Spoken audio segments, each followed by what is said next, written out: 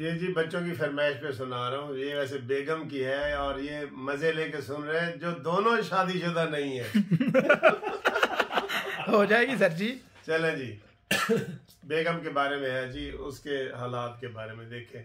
सुबह उठूं तो तुम मुझे आमलेट लगती हो, सुबह उठूं तो तुम मुझे आमलेट लगती हो, जो हो दोपहर तो बिरयानी की प्लेट लगती है।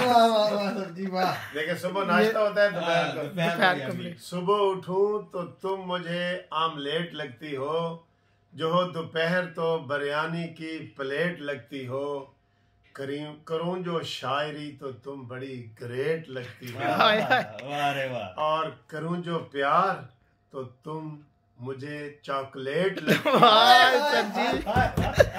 ये वाले करूं जो शायरी तो तुम मुझे ग्रेट लगती हो, करूं जो प्यार तो नर्म चॉकलेट लगती हो, और बयां करूं जो हकीकत तो दो धारी ब्लेड लगती है।